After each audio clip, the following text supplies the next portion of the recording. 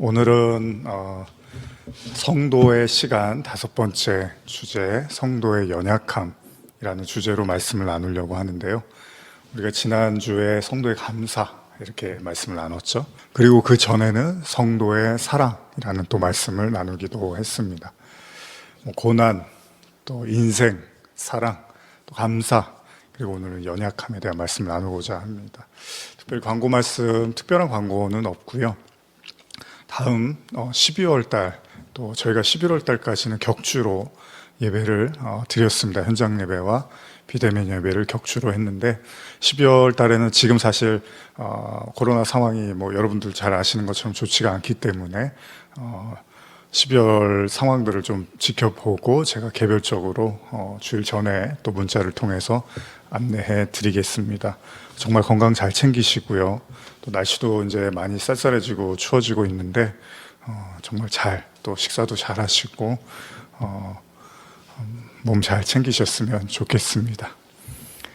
자, 그러면 오늘 함께 성도의 시간, 성도의 연약함에 대한 말씀을 좀 나누고자 합니다. 열왕기상 19장의 말씀을 좀 읽으면서 시작을 하고 싶은데요. 19장 1절에서 4절인데 제가 현대어 성경 있으신 분들은 보시고요. 없으신 분들은 제가 천천히 말씀을 읽어드리겠습니다. 아합이 이스라엘 왕궁에서 이세벨에게 엘리야가 행한 모든 일을 알려주었는데 특별히 엘리야가 바알의 예언자들을 모조리 칼로 쳐 죽였다는 사실을 낱낱이 말해주었다. 이세벨은 엘리야를 죽이기로 결심하고 이렇게 전하였다. 엘리야가 내가 나의 예언자들을 죽인 것처럼 나도 너를 죽이겠다. 내가 내일 이맘때까지 너를 죽이지 못하면 신들이 내리는 어떤 벌이라도 달게 받겠다. 엘리야는 두려워 목숨을 건지려고 시종 하나만을 데리고 급히 도망하였다. 그가 유다의 서남단에 위치한 브엘세바에 이르러서는 시종도 그곳에 넘겨두고 남쪽의 광야로 하룻길을 더 걸어갔다. 거기서 그는 어느 쌀이나무 덤불 아래 앉아 죽기를 자청하였다. 주님, 이제 더 이상 살 수 없습니다. 제 목숨을 거두어 주십시오. 저는 조상들과 똑같이 죄 많은 사람으로 이렇게 굶주려 죽습니다. 자, 오늘은 성도의 연약함이라는 주제로 말씀을 나누고자 합니다. 지금 엘리야의 모습 이제 머리에 그려지시는 분들이 있을 텐데요. 사실 이 연약함이라는 말은 인간하고는 또 뗄래야 뗄 수 없는 말인지도 모릅니다. 아무리 겉으로 보기에 강하고 뭔가 탄탄해 보일 것 같은 사람들도요, 아무리 피도 눈물도 없어 보이는 사람도 언젠가는 자신의 한계에 부딪히게 되고 남모르게 그 아픔 때문에, 그 한계 때문에 사람들 앞에서는 안 그러지만 남모르는 눈물을 흘리기도 하고 굉장히 마음 아파하기도 하고, 그렇게 자신의 연약함 앞에서 또 어쩔 줄을 몰라 하는 것이 인간의 모습입니다. 저의 삶에서도 알게 모르게 그런 사람들의 모습을 보았던 것 같습니다. 여러분들도 분명히 그러실 거예요. 분명히 강한 사람이라고 생각했는데 아니었구나라는 걸 느끼는 그런 시간들이 있었을 거예요. 물론 저희 가족들을 비롯해서 제 주변 사람들의 모습 속에서 인간의 연약함을 볼 수 있었던 것 같습니다. 멀리서 볼 필요 없죠. 우리 가까운 사람들 속에 우리는 볼 수 있습니다. 물론 제 자신도 더더욱 말할 것도 없을 겁니다. 그리고 우리가 바라보는 성경 속의 인물들도 또한 강인하고 대단하고 부러지지 않는 그런 모습만을 보이고 있지는 않죠. 그들은 신앙생활 속에서 큰 실수를 범하기도 하고요. 나약함에 처절한 몸부림을 치기도 하고 예기치 못한 죄악 앞에서 눈물을 흘리기도 합니다. 그리고 우리는 이것을 인간의 나약함이라고 말합니다. 처음부터 끝까지 강인하고 고든 모습으로 살면 좋겠지만 성경이 보여주는 인간상은 결국 어떤 순간이 오면 한없이 초라하고 나약해지는 인간의 모습을 수시로 드러내고 있다는 것입니다. 혹시 여러분들이 생각하시는 그 강인한 사람은 누군가요? 여러분들 인상에 남는 저 사람은 절대 구부러지지 않을 것만 같은 그런 사람이 있다면 누굴까요? 근데 한 가지 분명한 사실은요, 그런 사람은 아마 거의 존재하지 않을 겁니다. 다만 겉으로 보이는 모습은 그렇게 보인다 하더라도요, 자세히 들여다보면 그들 자신의 나름대로의 연약함을 분명히 가지고 있을 것입니다. 제가 학생 시절에 인상 깊게 보았던 영화 한 편이 떠오르는데요. E.T.라는 영화로 유명해진 그 스티븐 스필버그 감독이 만든 쉰들러 리스트라는 영화 기억하시죠? 그 당시에 그 처음에 흑백으로 만들어진 영화여서 어린 나이에 뭔가 이렇게 흑백이라 그러면 뭔가 흥미롭지가 않아 보이잖아요. 그래서 잘 집중이 안 되고 무슨 영화인가 이렇게 하고 봤는데 나중에 보고 나니까 보면 볼수록 이제 깊이 영화 속으로 빠져들었던 기억이 납니다. 2차 세계대전 중에 독일은 폴란드의 유대인들을 한 도시로 강제 이주를 시키게 되고 거기서 엄청난 또 고통을 받게 됩니다. 이때 독일인 사업가 오스카 쉰들러는 한 유대인이 운영하는 그릇 공장을 인수하게 되죠. 인건비를 지불하지 않고도 수백 명의 유대인들을 고용하게 된 쉰들러는 원래는 이제 사업가예요. 냉정한 사업가니까 돈을 벌려고 했던 건데 어느 날 나치에 의해서 너무나 그 큰 고통을 받고 있는 유대인들의 실상을 보게 됩니다. 결국 그는요, 강제 노동 수용소에 있는 유대인들을 한 사람이라도 더 구출하기 위해서 온갖 방법을 다 동원하게 되고요. 여러 가지 위험과 어려움이 상황들이 있었지만 지금 기억으로 오스카 쉰들러는 시종 강인하고 대범한 모습으로 어떻게든 한 사람의 유대인들이라도 구출하기 위해서 굉장히 최선을 다하는 모습으로 제가 기억에는 그렇게 남아 있습니다. 근데 그럴 때마다 또 독일군은 쉰들러에게 또 뇌물을 요구를 하는 거예요. 막대한 금액에. 그러니까 어쩔 수 없이 또 쉰들러는 자기의 재산을 조금씩 털어가면서 이제 유대인을 구하고자 하죠. 그렇게 영화는 한 3시간 정도 넘는 긴 이제 러닝타임을 갖고 있었는데 이제 영화가 끝나갈 무렵에 결국 독일군의 항복으로 세계대전이 이제 끝나가게 되죠. 그렇습니다. 쉰들러는 자신의 모든 걸 걸고 수많은 유대인들의 목숨을 이제 살리고야 만 것입니다. 그래서 나중에 이제 증표를 주죠. 유대인들이 자기네들 살려준 거에 따라서 당신은 우리를 살려준 은인이니까 어디 가서 혹시나 위협이 있을 때 그 증표를 이렇게 보여주기도 하는 그렇게 기억이 나는데요, 제가. 영화는 시종 그가 대쪽 같은 대범한 사람임을 보여주고 있는데요. 영화의 마지막 그 영화가 끝날 쯤에 굉장히 제가 보면서 참 마음이 굉장히 저렸다 그러나요? 눈물을 흘리게 했던 장면이 기억이 나는데요. 쉰들러는 자신에게 고마움을 표현하는 수많은 그 유대인들을 바라보면서 갑자기 흐느끼며 이렇게 말합니다. 이제 흐느끼는 거예요. 눈물을 흘리면서 이 반지만 팔았어도 이 차만 팔았어도 몇 명은 더 구할 수 있었을 텐데 하면서 막 우는 거예요.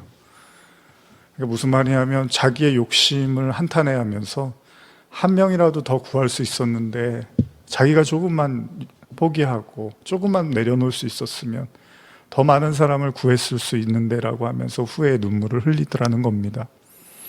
지금의 기억으로는 저에게도 정말 가슴 찡했던 순간으로 남습니다.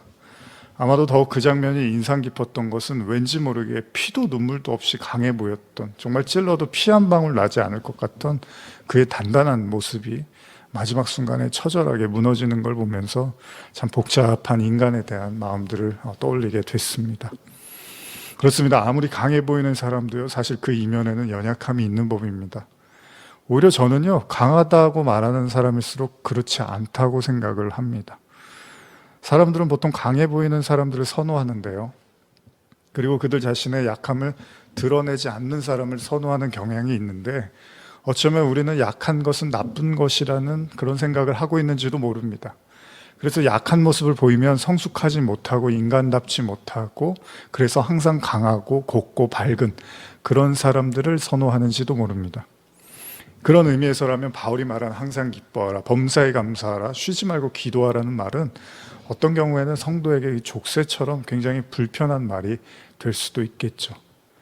무슨 말이냐면요, 성도는 항상 기뻐해야 하고 감사해야 되는데 어찌 저 사람은 항상 우울해 보이고 항상 어두워 보이는가, 이런 생각들 때문에 사회는 말할 것도 없고 하나님을 만나러 나온 교회에서조차도 가면이 아닌 가면을 쓰고 있어야 하는 그런지도 모른다는 겁니다. 그런 의미에서 때때로 인간은 연약함을 좋지 못한 것, 성숙하지 못한 것, 또 혹은 죄라고 여기고 있는지도 몰라요. 그럼에도 불구하고 이 연약함이란 놈은 우리 인생에서 불현듯 찾아오기도 하고요. 어떤 경우에는 항상 우리 곁에 있기도 하고요. 또 어떤 경우에는 우리의 삶을 지배하기도 합니다. 그렇다면 인간은 어떨 때 연약함을 느끼는가? 사실 멀리 갈 것도 없고요. 제 자신을 비춰봐도요. 두 가지인 것 같아요, 크게. 하나는 감당할 수 없는 어떤 주변의 상황들이 밀려오거나 또 하나는 우리 자신의 어떤 건강에 커다란 문제가 찾아왔을 때겠죠. 아무래도 대부분의 사람들도 크게 다르지 않을 겁니다. 굳이 이걸 하나로 표현하면 감당할 수 없는 시련이 찾아올 때 인간은 연약함을 느낄 거라는 거죠. 왜냐하면 그 속에는 건강까지도 사실 포함이 돼 있는 거잖아요. 건강도 내가 감당할 수 있을 만큼 아프면 괜찮은데 내가 감당할 수 없을 만큼 아프면 힘든 거잖아요. 그러니까 쉽게 말해서 자신이 갖고 있는 어떤 힘이나 능력으로 도저히 감당할 수 없는 어떤 상황이 오면 인간은 매우 힘들어하고 고통스러워 한다는 겁니다. 우린 이걸 연약함이라고도 말합니다. 그렇다면 다시 성경으로 돌아가서 성경은 인간의 연약함에 대해서 어떻게 말하고 있는가? 앞에서도 말한 것처럼 성경은 수시로 인간의 연약한 모습들을 드러내고 있습니다. 이건 최초의 에덴에서부터 시작이 되는데요. 하나님의 말씀을 믿지 못한 아담과 하와의 연약한 믿음은요, 결국 커다란 화를 불러일으키죠. 그들은요, 하나님께서 먹으면 정령 죽으리라고 말씀하신 그 말씀을 신뢰를 하지 못하고요. 또 이거는 연약한 믿음이라고도 할 수 있는데 또 하나는 말귀를 못 알아들은 거잖아요. 그러나 또 하나는 자기의 그 욕심이 너무나 크다 보니까 그 욕심에 지게 된 거잖아요. 하나님의 말씀보다. 여러분, 골고루 잘 차려진 영양가 있는 밥상보다요, 애들은 그거보다 사탕이나 껌 주면 더 좋아하는 경우가 있잖아요. 그러니까 어린아이들이 그래요. 인간의 나약함과 어리석음은요, 때때로 정말 자기에게 중요한 것이 무엇인지를 망각하면서 선택을 하기도 한다는 거예요. 밥을 먹고 골고루 반찬을 먹고 해야 되는데 껌 달라고, 사탕 달라고, 과자 달라고 떼를 쓰는 게 아이들의 모습이라는 거죠. 그렇다면 인간은 그런 나약한 인간의 모습을 직면하게 될 때 어떻게 해야 되겠습니까? 본인이 그 나약하다는 게 그런 거예요, 여러분. 하나님의 말씀이 이렇게 우리 앞에 쓰잖아요. 하나님이 이게 하나님 말씀이고 너희들은 이렇게 살기를 원하고 또 이 말씀을 받아들이기를 원해. 근데 마치 어린아이들이 이제 사탕이나 과자 좋아하듯이 그거는 제 입에 맞지 않아요. 달지도 않고 맛도 없어요. 이게 이제 얼마 전에 우리가 한 어떤 그 만나 이야기를 좀 떠올리게 되는데, 만나가 그런 거잖아요. 광야에서 만나를 계속 먹는데 맛이 없는 거예요. 그러니까 질리는 거죠. 입에 정말 하나 맛이 없다 보니까 이제 하나님을 막 원망을 하는 거죠. 근데 이제 하나님은 그걸 먹어야 된다고 주는 건데 또 사람들은 도저히 못 먹겠다고 하는 겁니다. 이런 데서 이제 충돌이 오는 거죠. 그런 데서 이제 나약함은 여러 가지 모습이 있지만 그런 것도 나약한 거예요. 어린아이니까 골고루 밥을 먹고 반찬을 먹지를 못하고 사탕이나 이제 껌이나 이런 것만 찾듯이 인간도 하나님 앞에서 하나님이 뭔가 주시고 말씀하시는 게 있는데 그거보다는 좀 내 구미에 당기는 걸 좀 주셨으면 좋겠는 거죠. 그게 이제 또 인간의 나약함입니다. 그러면 성경은 이런 나약한 인간의 모습을 직면할 때 어떻게 해야 되는 건가? 성경이요, 인간의 나약함을 감추지는 않습니다. 여러분들이 잘 아시는 것처럼 성경은 이 인간의 나약함을 수시로 드러냅니다. 믿음이라든지 생각이라든지 행동의 모든 나약함을 드러내고 있습니다. 제가 가끔 하는 얘기지만 나는 한 번도 거짓말하고 산 적이 없다고 말하는 그 말이 최고의 거짓말이 될 수도 있다는 것처럼 나는 절대로 연약하지 않아, 나는 항상 강인한 사람이야 라고 말하는 사람의 말도 저는 굳이 믿고 싶지 않습니다. 왜냐하면 사람들 앞에서는 좀 강해 보이고 나아 보이는 사람이 있을 수는 있죠. 그렇죠? 사람들끼리는 저 사람은 그래도 좀 강한 것 같아, 약한 내색을 잘 안 내, 그럴 수는 있지만요, 하나님 앞에서는 그런 사람은 존재하지 않기 때문입니다. 그런 관점에서 본다면 하나님이 때때로 자신의 사람들에게 감당할 수 없는 시련을 허락하시는 이유도 어쩌면 자명한 사실일지도 모릅니다. 그건 바로 그들 스스로의 연약함을 인정하기 위함일지도 있다는 거예요. 하나님이 그런 연약함을 드러내는 상황들을 자꾸 보여주시는 건 우리 스스로가 연약하다라는 걸 인정하라는 뜻일 수도 있다는 겁니다. 제가 가끔 바울의 이야기를 하지만 하나님께 영광을 돌린다고 미친 듯이 기독교인들을 박해하고 또 율법사로서 종교의 최고의 자부심을 가졌던 바울도요, 정작 하나님의 성령을 경험하고 예수 십자가를 알고 나서는 완전히 다른 사람이 되죠. 자신 안에 선이 없다고 하는 등 오라 나는 공고한 사람이라고 하고, 또 사망의 몸에서 나를 건져달라고 하고, 심지어는요, 성도는 약할 때가 강한 거야 이런 말도 해요. 어찌 보면 진짜 하나님을 만나기 전에 오히려 대정부 같았던 바울이요, 하나님을 만나고 나니까 오히려 졸보가 된 것처럼 뭔가 너무 나약해 보이는 말을 쏟아내더라는 거예요. 물론 강한 이야기도 하는데 나약한 이야기도 많이 하잖아요, 바울이. 왜 그런 걸까요? 그렇습니다. 이미 나눈 것처럼 성경은 인간이 하나님 앞에서 강자로 서기를 원하는 것이 아닙니다. 그러니까 성경이 우리에게 주는 교훈은 항상 강하고 담대하고 이런 말들이 이제 나오니까 항상 강하라고만 하시는 거구나, 약한 내색 하지 말라고 하는구나, 그게 성경의 목적이 아니라는 거예요. 물론 강해야 될 때가 있고 또 하나님이 권능이 임해서 약한 자들이 갑자기 강해져서 승리하는 경우도 많이 있지만, 성경의 목적이 무조건 강하게 만드는 게 목적은 아니라는 겁니다. 여러분, 하나님 앞에서 강자라는 건 없습니다. 욥기 1장 1절에 어떻게 시작하죠? 한번 읽어볼까요? 우수 땅에 욥이라 불리는 사람이 있었는데 그 사람은 온전하고 정직하여 하나님을 경외하며 악에서 떠난 자라. 여러분, 너무나 정직하고 의롭고 온전하기까지 한 욥, 이런 욥이 정말 아무런 하자가 없어 보여요. 아무런 문제가 없어 보여요. 그냥 그 상태로 그대로 구원받아도 될 것 같은 사람으로 보이는데, 그 1장 1절이 끝나고 나서 1장 마지막 절 가보면 욥이 영혼까지 탈탈탈 털리고 맙니다. 그가 사람들에게는 훌륭하고 올곧고 강인한 사람으로 보일지 모르지만요, 진짜 하나님과 마주하는 순간 그야말로 실오라기 하나 걸치지 않은 그냥 벌거벗은 초라한 모습으로 하나님께 하소연하는 자로 돌변하고 있더라는 겁니다.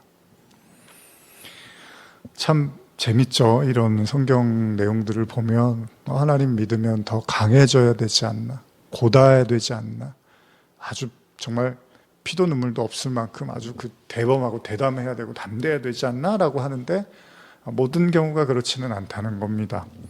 또 한 구절 제가 가끔 여러분과 나누는 이사야 6장 1절에서 5절인데요, 이건 현대어로 읽어드릴게요. 우시야 왕이 죽던 해에 나는 주님을 보았다. 주님은 높이 들린 보좌에 앉아 계시고 성전은 그분의 영광으로 가득 차 있었다. 그분의 위에서는 날개가 6 달린 스랍들이 날고 있었다. 2 날개로는 얼굴을 가리고 다른 2 날개로는 발을 가리고 나머지 2 날개로는 따라다녔다. 그들은 웅장한 교송 합창으로 이렇게 노래하였다. 거룩하시다, 거룩하시다, 거룩하시다. 만군의 여호와. 온 세상이 그분의 영광으로 가득 차 있구나. 그 장엄한 소리로 성전이 기초까지 흔들렸으며 성전 안은 연기로 가득 찼다. 그때 내가 외쳤다. 이제 나는 죽었구나. 입술이 더러운 이것이 입술이 더러운 사람들과 어울려 살면서 만군의 여호와신 임금님을 눈으로 직접 뵙다니, 이제 나는 저주받은 몸이 되었구나. 제가 가끔 나누는 말씀이기도 한데, 하나님이 충만하게 임하죠. 성전 가득한 하나님의 임재, 하나님이 함께 하시는 걸 본단 말이에요. 그런데 그에게 기쁨과 환희만 있었던 것이 아니었다는 겁니다. 오히려 그는 하나님께 말하죠. 나는 이제 죽었구나. 이런 말을 해요. 성도들이요, 착각하는 게 있는데, 하나님을 만나면 그냥 마냥 좋고 마냥 기쁘기만 할 거라는 그런 착각 아닌 착각을 하게 됩니다. 그러나 바울의 이야기나 욥의 이야기나 이사야의 모습에서도 보듯이 정작 그들이 진짜 하나님의 깊은 곳으로 나갔을 때 하나님을 만난 환희와 기쁨도 있지만요, 동시에 그들은 한없이 나약한 자신의 모습과 마주하게 된다는 겁니다. 그러니까 여러분들 혹시 내가 하나님 믿는데 왜 이렇게 나는 더 갈수록 나약해지는 것 같아? 이런 생각을 하셔도 오늘 이 말씀을 통해서 그럴 수 있는 거구나, 오히려 하나님을 가까이 하면 내가 나약함이 더 드러날 수 있는 거구나, 이런 생각을 하실 수 있다는 겁니다. 사람마다요, 육체적인 이런저런 약점이 있죠. 저 같은 경우는요, 이제 어린 시절에 아마 그 기억 때문에 그런 것 같아요. 초등학교 때인데 굉장히 몸이 이제 아팠는데 한 일주일 정도 막 어지럽고 토하고 이런 적이 있었는데 그 기억이 이제 아주 막 힘들게 남아 있어서 그런지 지금도요. 다른 뭐 아픈 것들은 그럭저럭 넘어가는데 어지럽고 토하면 정말 저는 이제 힘들어요. 제가 예전에는 자주 이렇게 몸이 안 좋고 이러면 바로 증상이 그 어지럽고 토하고 뭐 이런 걸로 많이 나타났었는데, 물론 뭐 이런 거하고는 비교도 안 되는 또 고통을 받으시는 분들이 많이, 건강에 그런 고통을 받으시는 분들한테는 뭐 제가 견줄 바가 아니지만, 이제 개인적으로 사람마다 자기가 좀 이렇게 견디기 힘들어하는 이제 어려움들 있잖아요. 뭐 어떤 분들은 고소공포증, 뭐 높은 데 올라가면 뭐 그런 것도 있고, 뭐 폐쇄공포증도 있고, 뭐 여러 가지. 우리가 어떤 사람이 봤을 때 그게 왜 그러지? 근데 또 개인마다 다 그런 개인차가 있단 말이죠. 그러니까 저 같은 경우는 이제 토하고 막 울렁거리고 어지러우면 너무 이제 힘들어요. 가끔 이제 몸에 뭐 이렇게 결석 같은 게 생기고 그런데 그것도 이제 아픔이 좀 만만치 않다고 하는데, 그런 거는 차라리 별로 이렇게 힘들지 않거든요. 근데 이제 그런 이제 몸에 막 어지럽고 토하게 되면 많이 힘들어하고 그러는데, 그러다 보니까 이제 어렸을 때 아마 지금 뭐 설교를 듣는 뭐 학생이나 혹시 어린 분들 계시면 그런 생각이 들 거예요. 버스 타고 이제 이렇게 멀리 갈 때, 차 타고 갈 때 이제 멀미 하잖아요. 어렸을 때. 그러면 그 멀미 때문에 버스 타고 어디 간다 그러면은 이제 가는 건 좋은데 막 부담스러운 거죠. 지금도 이제 기억하는 게, 명절 때 되면 이제 초등학교 때 사촌 형을 워낙 좋아해갖고 이제 놀러 가는 게 너무나 이제 기대가 되는데, 버스를 타고 한 1시간 정도 가야 됐어요. 그러니까 그 생각을 하면 정말 공포예요. 그러니까 좋기도 한데 막 너무나 무서운 거예요. 그 버스 타고 가다가 또 울렁거리고 멀미하고 이런 거. 그게 지금 기억인데, 뭐 멀리 갈 일이 있어갖고 또 한 뭐 3시간인가 그런 고속버스 타고 갔는데 정말 아주 끔찍했던 것 같아요. 그 멀미했을 때 그 시간들이. 요즘은 제가 뭐 자주 그렇지는 않지만, 옛날에는 이렇게, 예전에는 건강이 좋지 않으면 자꾸 이렇게 어지럽고 토하고 뭐 이런 경우들이 좀 있었는데, 사람마다 이제 그런 좀 견디기 힘들어하는 어떤 약함이 있다는 거죠. 그렇죠? 뭐 어떤 분들은 되게 뭔가 이렇게 되게 무서움이나 이런 거 안 느끼실 것 같은데, 또 높은 데 가면 정말 이렇게 막 다리가 후들후들 걸리시는 분도 있고, 사람마다 다 어떤 이유가 있는 거잖아요. 근데 그걸 함부로 우리가 아니 왜 그걸 힘들어 하시죠? 이렇게 말할 수는 없는 거예요. 우리 욥기도 그렇지만, 욥의 고통을 가지고 이제 막 이러쿵저러쿵 친구들이 얘기를 하는데, 하나님이 나중에 니들 다 말 틀렸어, 왜 정죄하고 있어? 막 그러면서 이제 혼을 내시잖아요. 그러니까 인간마다 연약함의 종류도 다르고 또 이유도 다 다르다라는 거죠. 여러분들은 어떠십니까? 어떤 뭐 육체적인 거나 아니면 정신적으로나 어떤 어려움이 찾아올 때 쉽게 이제 연약함을 느끼시게 됩니까? 제가 그런 거 생각해 보면, 이제 저희 어머니 같은 경우가 그런 이제 평생 그런 어떤 이제 어지럼증 이런 걸로 시달리시고, 지금도 그렇지만은 살고 계신데, 또 그런 생각을 해보면 참 어머니가 위대하다. 이렇게 참, 나는 그거를 막 하루 이틀 일주일 되면 너무 괴로워하고 힘들어하는데, 어머니 평생 어떻게 저 어지럼증을 가지고 사셨을까, 이런 생각도 또 하게 됩니다. 아무리요 멀쩡하던 사람도요, 감당할 수 없는 육체적인 고통이 밀려오면 결국은 한없이 작아지기 마련이라는 겁니다. 긴 병에는 효자가 없다는 말도 있지만, 또 긴 병에 장사도 없잖아요. 자기 자신이 병이 길어지면 그만큼 나약해지고 그만큼 마음이 힘들어지는 거잖아요. 누구나 아프면 약해지기 마련이고요, 그 아픔이 지속되면 의지를 또 상실하게 되죠. 근데 또 그러다가 거짓말같이, 아이들 보면 제 아이도 그렇고, 막 몸이 안 좋아서 이제 막 힘들어하다가 금방 또 좋아지면 아무렇지도 않게 이제 또 먹고 막 놀고 그러는 거 보면, 사람이라는 게요, 어떻게 보면은 그 연약함이라는 게 이 외부적인, 물론 몸도 마찬가지, 몸까지 포함해서 그 주변의 환경에 따라서 연약해지기도 하는데, 또 바뀌면 금방 회복이 되기도 한다는 거죠. 그리고 그런 거 보면 연약함이라는 건 내부에 있는 것이기도 하지만, 우리 내면에 있는 것 같지만 사실은 철저하게 외부에 의해서 나타나는 것일 수도 있다는 겁니다. 무슨 말인가 하면, 신체적인 주변적인 고통이 찾아오지 않으면 인간이 굳이 연약함을 인식하지 못할 수도 있다는 거예요. 무슨 말씀인지 알겠죠? 그러니까 연약함이라는 게 그냥 있는 게 아니라 원래는 연약함을 잘 감지를 못하는데 내 주변 환경이 이제 엄습해 오면은 그제서야 아 내가 약하구나 이런 걸 느끼더라는 거예요. 원래부터 그냥 연약함을 가지고 있는 게 아니라. 팔씨름 같은 경우 보면 내가 계속 상대방을 이기면 내가 약하다는 생각을 안 하겠죠. 근데 어느 순간에 지면은 아, 내가 약하구나 그 정도까지는 아니구나 이런 걸 이제 알게 되잖아요. 그러니까 그 내 연약함을 보게 되고 인정하게 되려면 내 주변 환경에 의해서 그런 것들이 인식이 될 수 있다는 거죠. 오늘 서두에 읽었던 본문을 한번 다시 떠올려 보시면 오늘 본문에 등장하는 사람은 성경에서 최고의 선지자 중 하나로 뽑히는 엘리야에 대한 이야기입니다. 제가 왜 최고의 선지자라고 하냐 하면 다름 아닌 많은 기적과 이적을 일으켰기 때문에 이렇게 제가 표현한 겁니다. 물론 그 역시도 하나님의 능력을 힘입은 정말 대단한 사역자가 맞죠. 오늘 읽은 열왕기상 19장의 이전까지만 해도요, 엘리야는 그야말로 막강한 하나님의 사람으로 그려집니다. 오늘 읽은 본문 기억하시죠? 갑자기 엘리야가 한없이 약해지면서 그냥 사는 것보다 죽는 게 나아요 막 이러고 있는 거예요.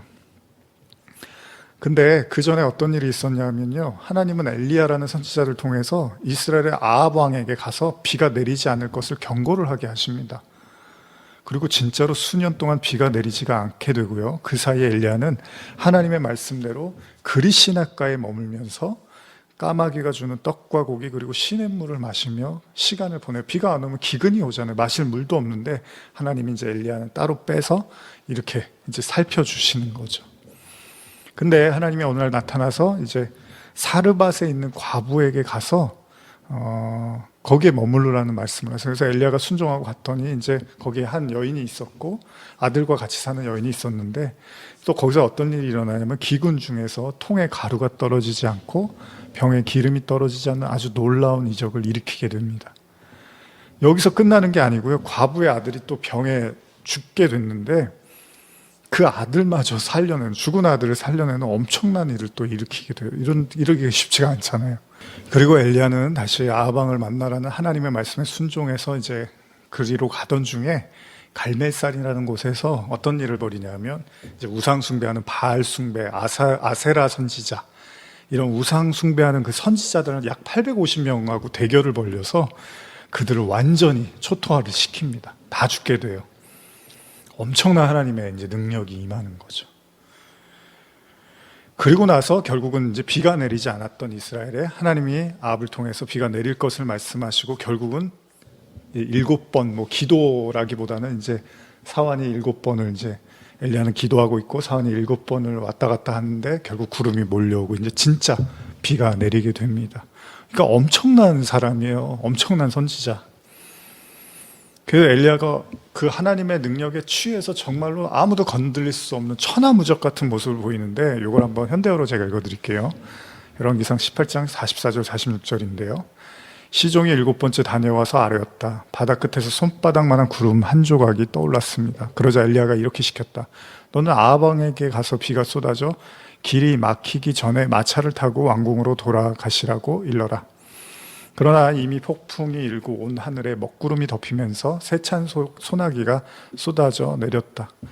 아합이 마차를 타고 이스라엘의 왕궁으로 달려가는데 왕이 이제 그 비가 오는 걸 보고 이제 그 마차를 타고 왕궁으로 이렇게 달려가는데요. 여호와의 능력이 엘리야에게 임하자 그는 겉옷을 허리에 동여 매고 이스라엘까지 30여 킬로미터를 아합의 마차보다 더 빨리 달려갔다. 이게 있을 수가 없는 이야기잖아요. 사람이 마차보다 빨리 갔대요. 그것도 100m가 아니라 30km를요. 그러니까 보고만 있어도 저게 진짜 사람이야 뭐야 이런 생각이 들 만한 엄청난 선지자인데 그 엘리야가 하나님의 능력을 힘입어서 비를 내리게 하고 빨리 달리고 능력을 행하는 이 천하무적 같은 이 엄청난 열정의 소유자, 엄청난 하나님의 사람이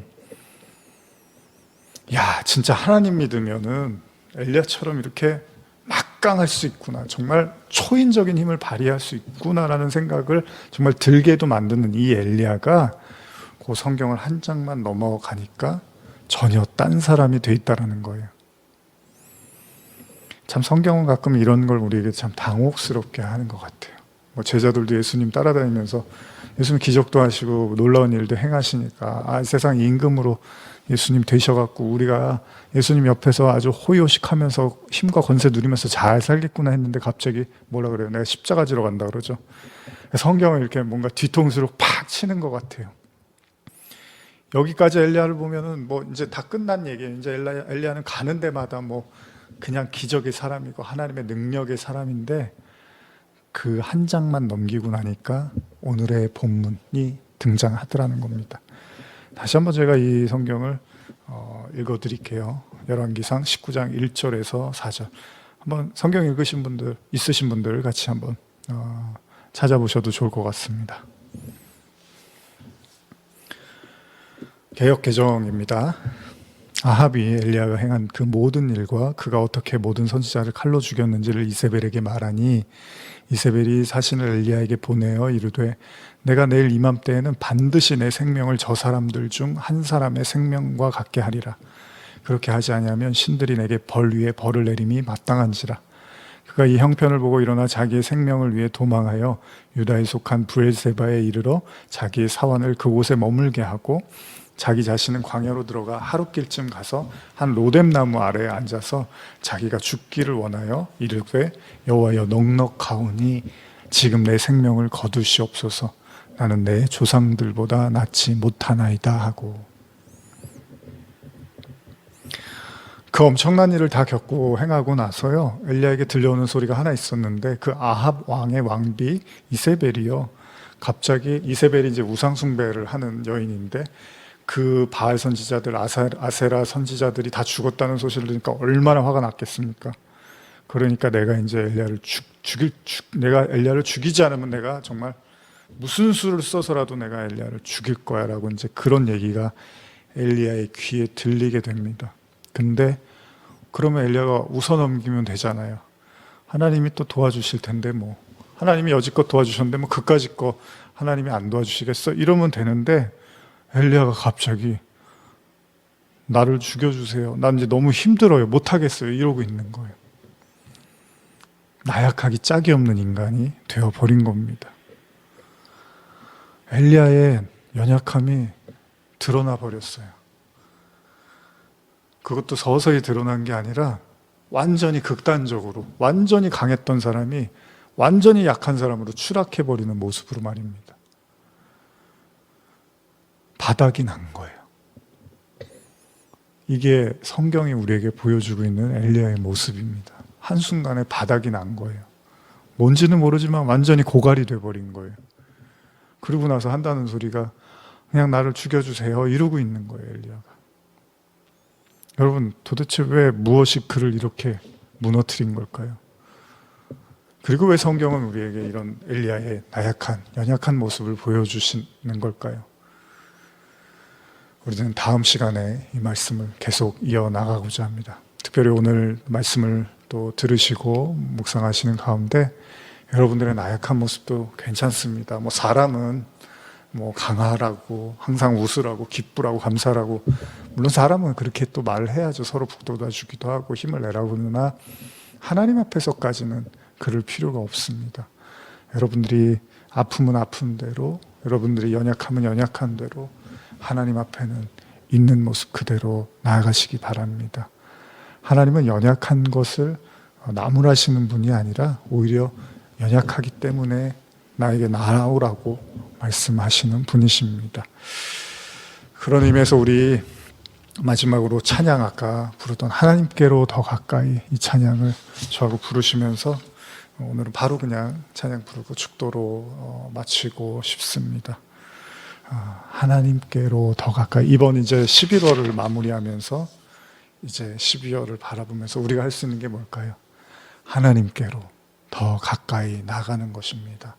여러분들의 삶이 복잡하고 또 할 일도 많고 여러 가지로 분주하실 줄 압니다. 그러나 하나님께로 더 가까이 나가십시오. 하나님께 무릎 꿇으시고 기도 오랫동안 쉬셨다면 기도도 좀 하시고요. 말씀도 진지하게 또 보시고 또 묵상하시고, 항상 제가 말씀드리지만 인간의 성도의 모든 문제의 해답은 하나님께 있고 하나님 말씀에 있고 또 그것을 가능케 하는 것이 우리의 기도입니다. 이거는 잊지 마셔야 됩니다. 이게 성도들이 마땅히 살아야 될 삶이고 길입니다. 이제 우리에게 다가오는 이제 마지막 12월 한 달, 하나님께 더 가까이 나아가시기를 바랍니다. 우리 같이 찬양하시겠습니다.